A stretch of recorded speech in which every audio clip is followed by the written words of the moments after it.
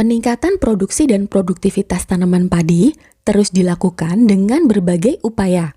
Salah satunya, teknologi yang dapat mengoptimalkan kondisi lahan tergenang, yaitu teknologi padi apung. Teknologi ini merupakan upaya untuk menghadapi tantangan perubahan iklim dan lahan kurang produktif. Misalnya saja, akibat banjir atau genangan yang berkepanjangan menjadikan lahan tidak produktif. Tapi, dengan budidaya padi apung, kondisi lingkungan ekosistem perairan dapat ditingkatkan dan ikan bisa hidup lebih nyaman.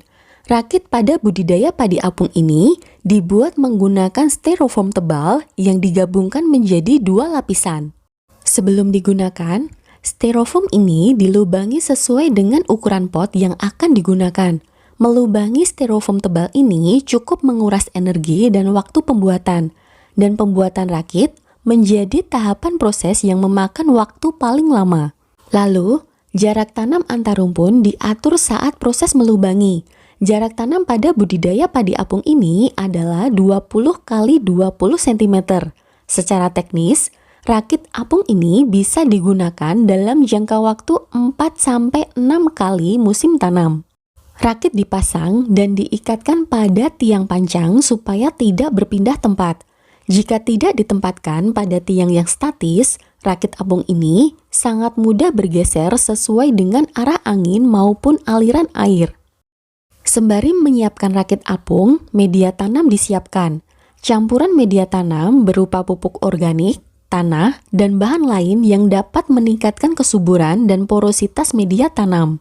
Kemudian, benih yang ditanam menggunakan benih muda usia 14-21 hari setelah semai. Dengan penanaman bibit muda, diharapkan fase vegetatif dan perbanyakan anakan bisa lebih optimal. Di lokasi ini, Jogja Agropark yang ada di Kulon Progo, Yogyakarta, penanaman padi apung ini dilakukan di kolam ikan nila dengan varietas Impari 32 HDB. Pada saat awal pertumbuhan, sebagian tanaman mati sehingga butuh penyulaman tanaman. Teknis penyulaman cukup mudah jika kolamnya dangkal, tapi pada kolam dalam, proses penyulaman perlu bantuan rakit atau perahu agar pekerja lebih mudah menjangkau titik penanaman. Setelah penyulaman, pertumbuhan tanaman tampak normal. Meski tanpa pemupukan dengan dosis tinggi, tanaman tetap tumbuh dan menghasilkan anakan. Kalau kita amati, anakan produktif berkisar kurang dari 15 batang, dan jumlah ini terlalu sedikit untuk tanaman padi pada umumnya. Pemeliharaan tanaman dilakukan seperti tanaman padi pada umumnya. Yang berbeda, pemupukan dilakukan dengan cara disemprot. Sekarang, kalau kita lihat dari kesehatan tanamannya, tidak ditemukan hama dan penyakit yang mengganggu pertumbuhan dan produksi tanaman. Dan saat proses pemeliharaannya, tetap dilakukan pengendalian hama dan penyakit. Setelah cukup umur, tanaman dipanen. Hasil ubinan pada 100 batang tanaman diperoleh 1,5 kg. Dan jika dikonversi, produktivitas tanaman sekitar 2,4 ton per hektar.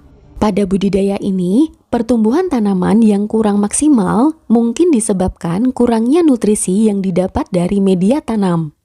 Kolam ikan juga tidak dapat menyediakan tambahan nutrisi secara maksimal untuk tanaman. Terlebih, setelah dilihat dari perakarannya, tidak terlihat akar yang lebat keluar dari lubang pot. Dapat dimungkinkan, perakaran tanaman dimakan oleh ikan dan akhirnya akar tanaman tidak tumbuh optimal. Akibatnya, potensi nutrisi yang diserap oleh tanaman juga semakin menurun. Dari berbagai alternatif teknologi budidaya, teknologi padi apung ini bisa jadi alternatif untuk mengoptimalkan potensi lahan yang tergenang. Tapi, kamu perlu memelihara tanamanmu secara intensif. Dan lagi, pengembangan teknologi masih harus terus dilakukan agar kelemahan budidaya yang ditemui dapat diatasi.